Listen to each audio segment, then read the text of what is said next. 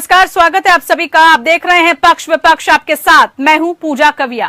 कर्नाटक में हिजाब का मुद्दा तूल पकड़ने के बाद अब देश की आर्थिक राजधानी मुंबई में मस्जिदों से लाउडस्पीकर हटाने की राजनीति शुरू हो गई है। महाराष्ट्र नवनिर्माण सेना एमएनएस के अध्यक्ष राज ठाकरे ने गुड़ी पड़वा के मौके पर कहा कि अब मस्जिदों से लाउडस्पीकर हटाना होगा। इसके माध्यम से राज ठाकरे ने फिर हिंदुत्व के मुद्दे को धार दी है। दरअसल शिवसेना संस्थापक बाल ठाकरे की छत्र छाया में पले बड़े और उनकी उंगली पकड़कर सियासत सीखने वाले महाराष्ट्र नवनिर्माण सेना एमएसएन के प्रमुख राज ठाकरे अपना राजनीतिक वजूद बजाय रखने के लिए जद्दोजहद कर रहे हैं।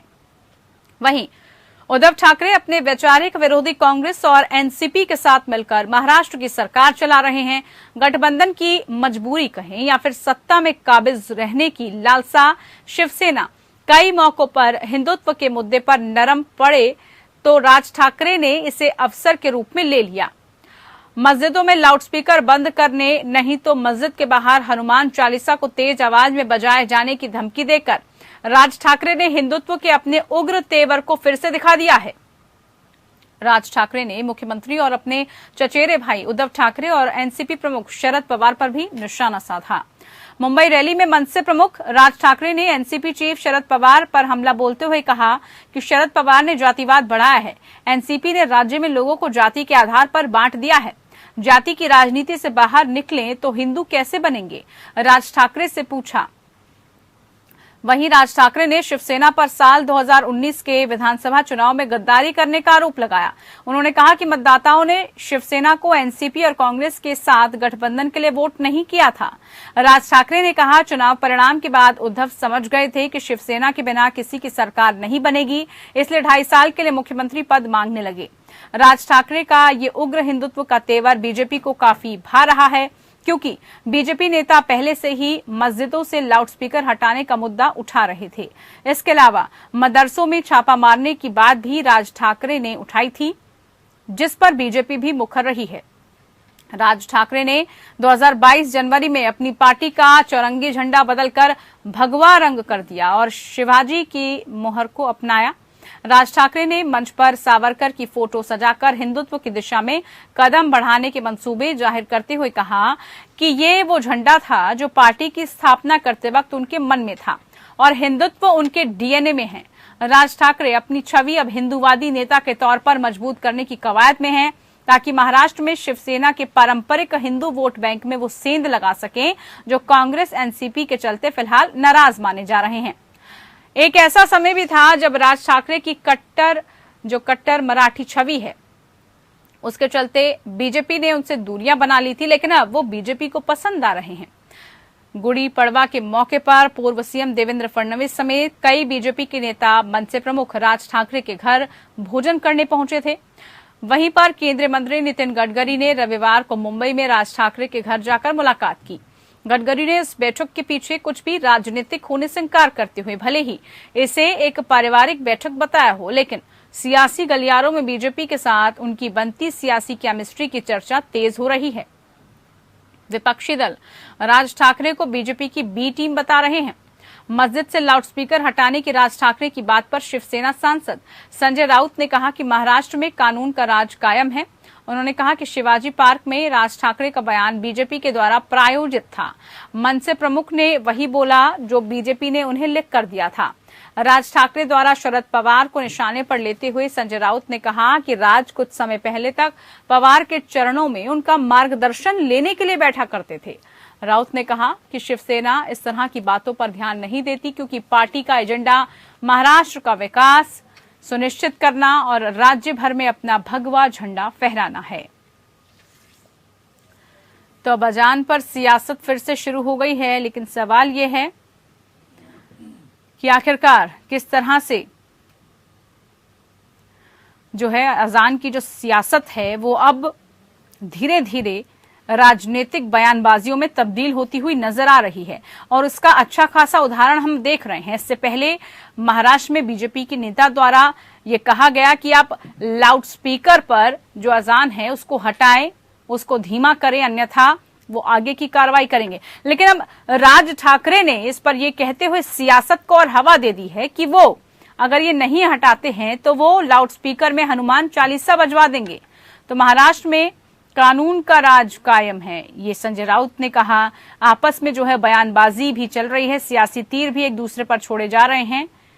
अब ऐसे में सवाल ये है कि क्या जो अजान को लेकर इस वक्त सियासत चल रही है वो आगे कितनी और होती हुई नजर आएगी। इसी पर आज की हमारी खास पेशकश है।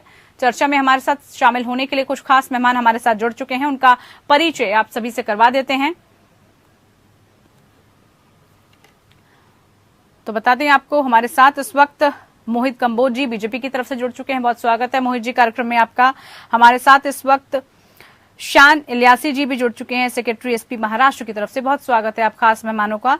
हमारे साथ हेमंत कामले भी जुड़ चुके हैं, लीडर एमएनएस की तरफ से। बहुत स्वागत है आप सभी खास मेहमानों का। और जिस तरह की सियासत हो रही है, आज का पूरा जो सवाल है उसी के इर्द गिर्द रहेगा।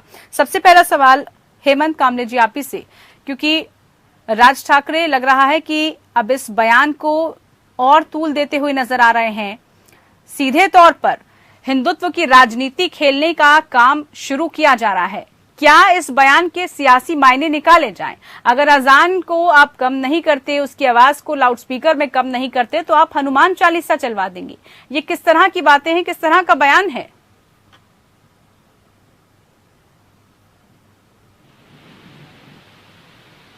आवाज मिल रही है आपको हेमंत जी?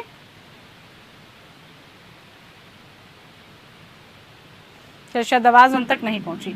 मोहित कंबोज जी, बीजेपी को ये बयान अच्छा लग रहा है, ऐसा लग रहा है कि क्योंकि जिस तरह से मुलाकातों का सिलसिला शुरू हुआ, हालांकि जो मुलाकात हुई उसको कहा गया कि सियासत से कोई लेना देना नहीं है, पारिवारिक मुलाकात है राज ठाकरे से, लेकिन क्या जो हिंदुत्व का कार्ड अब खेला जा रहा है उससे बीजेपी को कितना फायदा होता हुआ नजर आ रहा है? हालांकि ये बात तो बीजेपी नेता ने ही उठाई थी, जिसको अब राज ठाकरे भुनाने की कोशिश कर रहे हैं। देखिए मैडम, पहली बात तो ये बात मैंने उठाई थी, किसी और ने नहीं उठाई थी। 10 दिन पहले जब मुंबई के सीपी, मुंबई कमिश्नर संजय पांडे जी उन्होंने विषय नॉइज पोल्यूशन को लेकर किया कि महाराष्ट्र के अंदर मुंबई में जो नॉइज पोल्यूशन है वो बिल्डर्स के कारण होता है। चलिए ठीक है। उस विषय में हमने उठाया था कि अजान जो इलीगल लाउड स्पीकर के ऊपर होती है उसको बंद करना चाहिए, क्योंकि हमने कोविड में भी देखा था कि बुजुर्ग, बच्चे या बीमार लोग, उनको बहुत तकलीफ पास टाइम के इलीगल तरीके से जो फुल वॉल्यूम पे आजान लाउड स्पीकर पे होती है उनको देखना पड़ा। हमने इतना विषय रखा कि आप या तो इसको परमिट कर दीजिए, लीगलाइज कर दीजिए, या आप इसको उतराइए।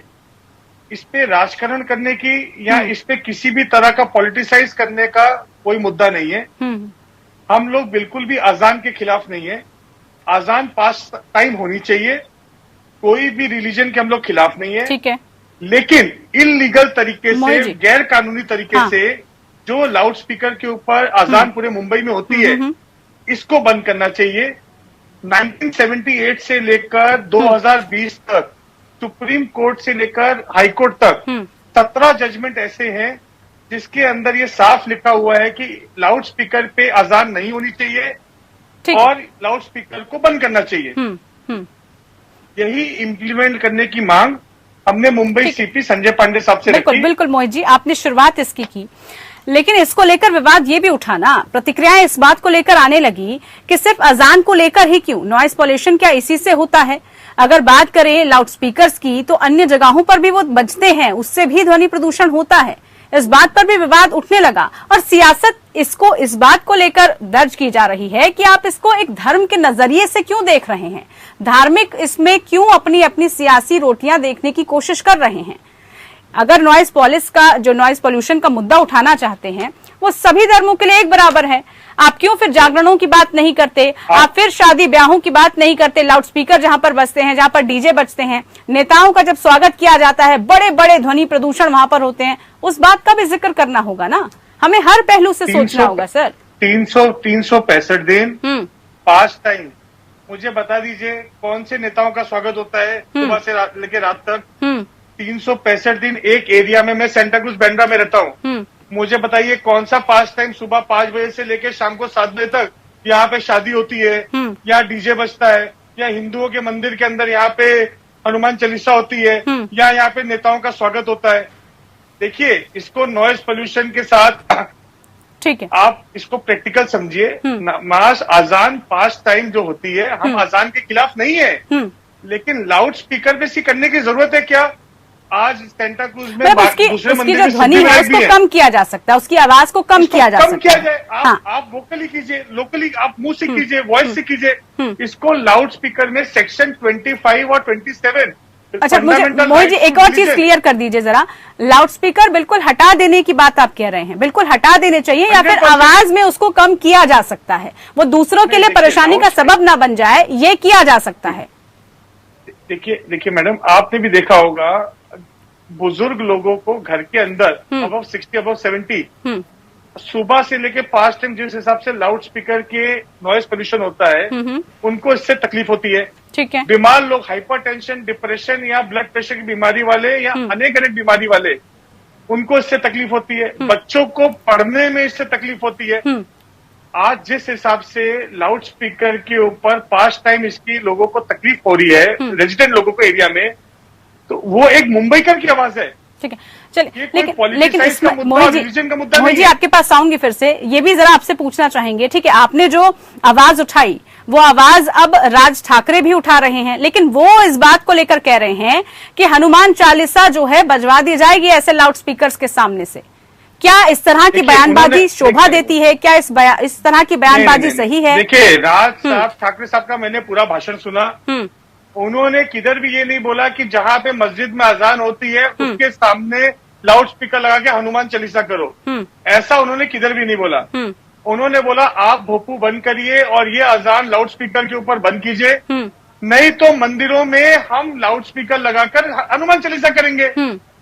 जब कानून व्यवस्था, ये सरकार की आइडियोलॉजी जो मुख्यमंत्री जी है, वो खुद आज से कुछ सालों पहले इसके खिलाफ थे, लेकिन आज कुर्सी की ऐसी मजबूरी हो गई कि वो आज इसमें कुछ बोल नहीं रहा, चुप्पी सुधार ली, क्योंकि वो अभी अपना एजेंडा, आइडियोलॉजी छोड़ के वो अभी दूसरी आइडियोलॉजी में जा चुके हैं। वो अभी कांग्रेस के सोनिया सेना के साथ जुड़ चुके हैं जी। तो इस बात को कहीं पे भी कम्युनल करने का या लड़ाई झगड़ा करने का राज साहब ठाकरे ने स्टेटमेंट नहीं दिया।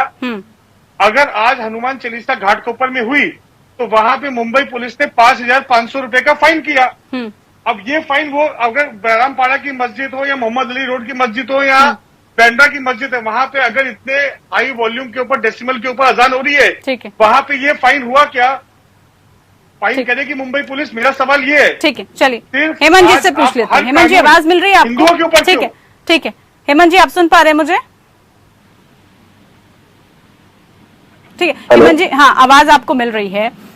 क्या जो है बयान दिया गया है, क्योंकि यहाँ पर तो कहा जा रहा है कि इस तरह की कोई बयान नहीं दिया गया, लेकिन आपको नहीं लगता अगर एक तरफ इस पर सुप्रीम कोर्ट जो है इसको लेकर पूरा संज्ञान ले चुका है, सुप्रीम कोर्ट ने इसको लेकर कह दिया, उसके बाद ये कहना कि अगर आप नहीं मानते तो मंदिरों में जो है हनुमान चालीसा लाउड स्पीकर पे बुलवाई जाएगी, वहां पर उसको तेज वॉल्यूम में किया जाएगा, ये किस तरह की राजनीति है? इस तरह की राजनीति से आप कौन से विशेष वर्ग को साधने की कोशिश कर रहे हैं सर?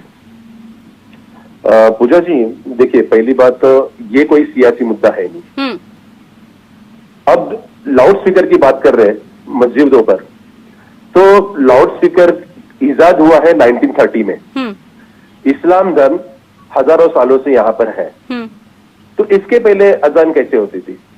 देखिए कैसे है ना कि अदान का मेरे सामने कुछ पढ़ा है, मैं आपको पढ़ के दिखाऊं। The word adhan mention the Quran as meaning to announce, to inform, has later become the proper noun of the phenomenon of calling to prayer।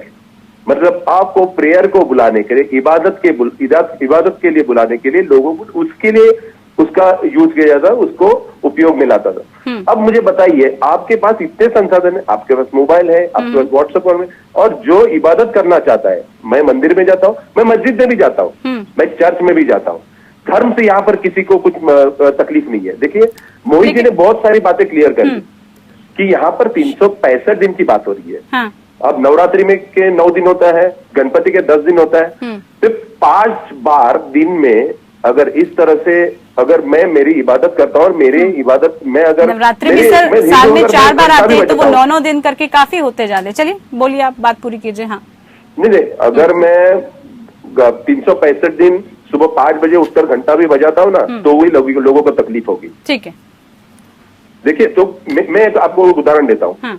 ये बात मोहित जी ने बोला कि भाई ये हमने बात की 2017-18 में जब बात हुई गुड़ी पड़वा के मेला में, यही बात हुई थी राज साहब ने। और दूसरी बात, हम हिंदू हृदय सम्राट बाला साहब की बात है, बाला साहब ने तो ये सालों साल कहते आए। अब उनके बेटे आज यहाँ पर सियासत में बैठे हैं, उनको अगर ये इम्प्लीमेंट, अगर रूल है, हमें अगर रूल है यहाँ पर सबको, अगर जो कायदे कानून है सबके लिए है, तो आप इम्प्लीमेंट करिए ना।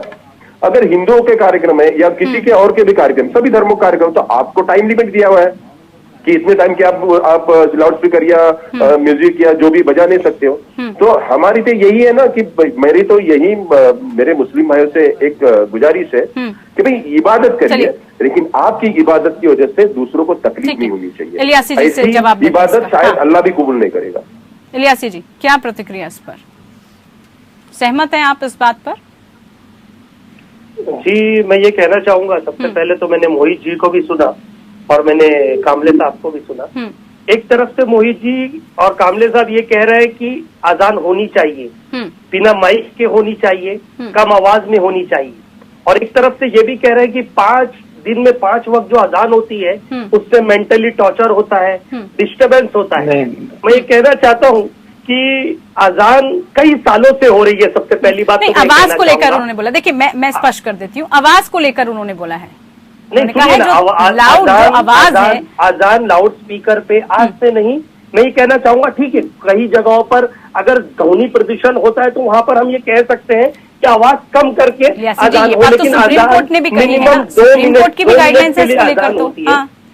अजान 2 मिनट के लिए मिनिमम होती है मैडम, और उसके लिए उसमें कोई जोर शराबा कोई तरीका नहीं है। पीस तरीके शांति से एक मैसेज दिया जाता है कि है मेरे बंदो, आओ मस्जिद में अल्लाह की इबादत करो, ये पुकारने के लिए। और उसके अलावा कोई तरीका का शोर शराबा, न डांस, न पटाखे, न कोई तरीके की एक्टिविटी होती है, सबसे पहली बात। और इस अजान से मैं नहीं सोचता समझता कि किसी लोगों को मीन्स उसके घबराहट होती है या तकलीफ होती है, जबकि ये अजान वो चीज है जब जो लोग कहते हैं कि अल्लाह और भगवान को मानते हैं, तो अजान एक वो प्रतीक है कि अगर हम पढ़ के किसी बीमार बंदे के शख्स के बदन पे फूंक दे तो उसकी बीमारी दूर हो जाती है। क्योंकि हमने मस्जिदों के बाहर देखा है ऐसे कितने मेरी माँ बहनें नॉन मुस्लिम जो आस्था पे बिलीव करते हैं, और लोग वहाँ आते हैं और ये कहते हैं आस्था और धर्म को लेकर कोई सवाल नहीं। मैं आ रहा हूँ मैडम, मैं वहीं तक आ रहा हूँ। मैं बताना चाह रहा हूँ कि भाई इस वजह ये क्यों बोलना चाह रहा हूँ कि ये वजह ये है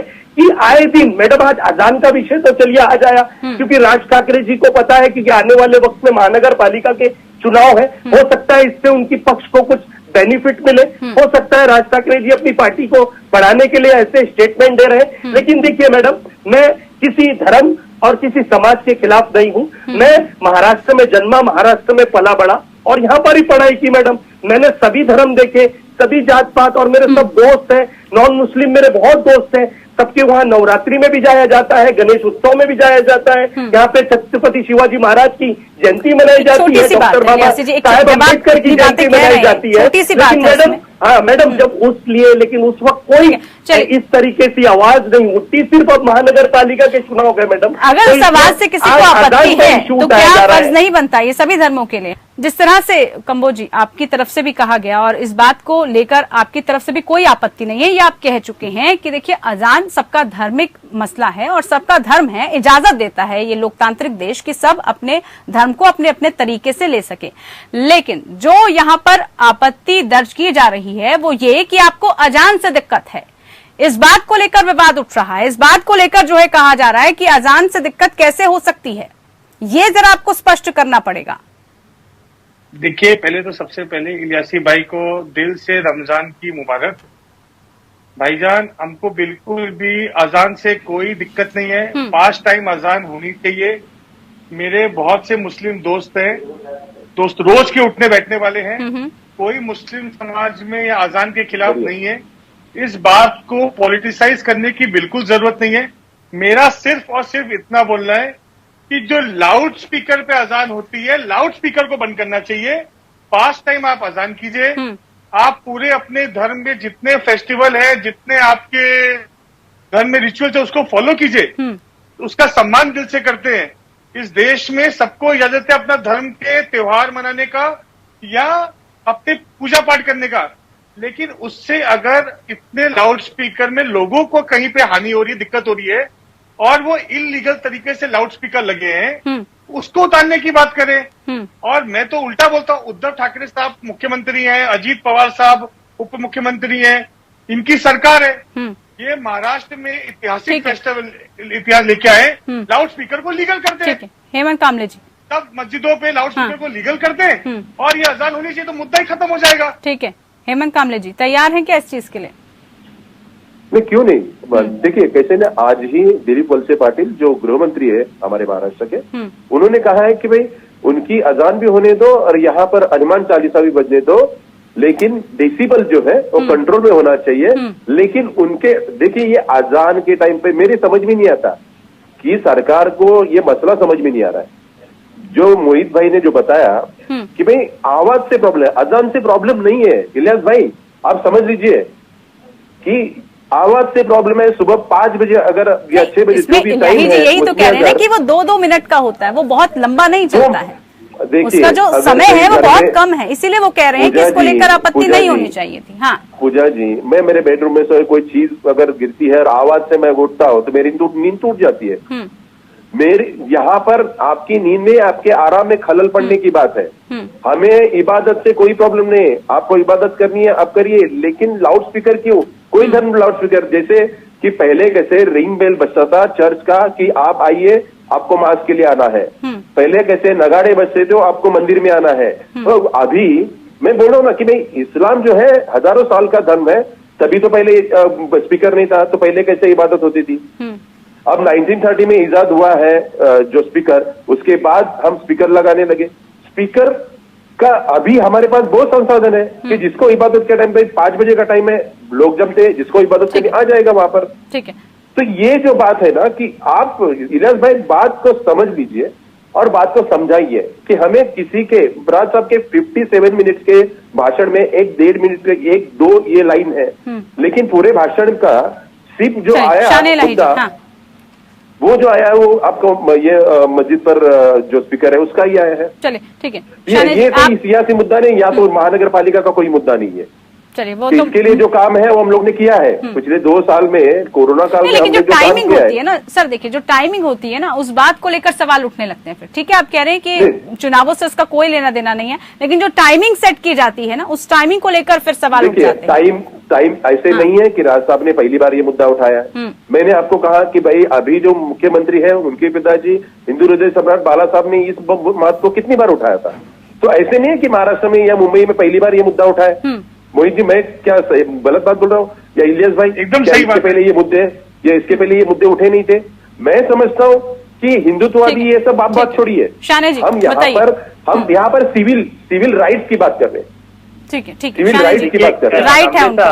और मोहित साहब, मैं ये कहना चाहूंगा, हम सभी के धर्म का ना हिंदुस्तान में मान सम्मान और आदर करते हैं, लेकिन कैसा है ना साहब, अब आज माह रमजान का दूसरा दिन है, मैं खुद रोजे में हूँ, मैं भी आपके सामने ये बोल रहा हूँ और एक सच्चे दिल से बोल रहा हूँ कि अजान से मैं जहां तक मुझे लगता है ना कि सर 2 मिनट के लिए शायद किसी को कोई तकलीफ ना होती हो, लेकिन अगर किसी को हुई हो तो मैं उससे तहे दिल से मैं माफी मांग लेता हूँ। लेकिन आप जिस तरह से इस वक्त धर्म की आड़ में जो एक राजकारण किया जा रहा है, कामले साहब मेरी बात को गलत नहीं लेना, एक बात मेरे को जरा एक जवाब दीजिए जल्दी से। देखिए आपने कहा कि अगर किसी को दिक्कत होती भी है, अगर किसी को दिक्कत हो रही है, मान लेते हैं कुछ 1% लोग हैं जिनको दिक्कत हो रही है, तो उनकी तो समस्या का समाधान होना चाहिए। क्या उसकी आवाज को लेकर कुछ नहीं किया जा सकता? समस्या के लिए ये है कि मैडम उसके लिए अगर ठीक है, अगर ऐसा एक कमेटी गठित की जाए, महाराष्ट्र सरकार एक कमेटी गठित करे और एक ठीक है एक वॉल्यूम का एक उसमें एक पैरामीटर डिसाइड करे कि भाई इतनी आवाज होनी चाहिए, उस आवाज पे वो लोग यूज करें, तो कोई आपत्ति नहीं है। कोई लड़ाई झगड़े का कोई इस बात को लेकर सहमत हैं आप? इस बात पर तो कोई आपत्ति नहीं है। मैं आवाज को जो इलीगल है या जहाँ पर वाकई में लोगों को तकलीफ हो रही है सर, उसको तो समझना होगा ना हमें। उस विषय पर ये कहना कि तुरंत ये कम्युनली एक स्टेटमेंट हो जाता है कि उस वक्त की आप मस्जिदों के सामने अगर अजान मतलब बंद नहीं करोगे तो हम वहां पर हनुमान चालीसवा जोर से लाउड स्पीकर में पढ़ाइए सर। मैं धर्म के खिलाफ नहीं हूँ, आपके धर्म में है आप पढ़िए, जरूर पढ़िए सर, और अपने बच्चों को भी पढ़ाइए, लेकिन सर इसको कम्युनल रंग देने की कोशिश ना की जाए। ये करना, हाँ, एक स्टेटमेंट देना इलेक्शन से कुछ चंद वक्त पहले, तो ऐसा लगता है सर कहीं ना कहीं राजनीतिक बयानबाजी है, इसका समाधान ऐसे नहीं होगा। मुसलमान को कहीं ना कहीं एक फिर से एक आंख देकर फिर से एक राजकारण खेला जा रहा है, लेकिन लोग समझदार हैं और जनता समझदार है, जनता जानती है समझदार है। इस तरह के मुद्दों को हवा देने की कोशिश की जाती है। बहरहाल समय का अभाव है मेरे साथ सर, समय का अभाव है। बहुत शुक्रिया आप सभी खास मेहमानों का, खास चर्चा में आप हमारे साथ जुड़े। आपत्ति जिस बात को लेकर है अब उसका समाधान कैसे होगा, हालांकि सुप्रीम कोर्ट भी इस मसले को लेकर लगातार जो है अपनी प्रतिक्रिया देते रहा है, लेकिन क्या वाकई में महाराष्ट्र में जिसमें कहा गया है कि कमेटी के गठन करके इस पर कुछ ना कुछ कदम उठाया जाएगा, क्या ऐसा वाकई में हो पाएगा या इस पर सियासत ऐसे होती रहेगी, वो देखना होगा। फिलहाल के लिए इतना ही, नमस्कार।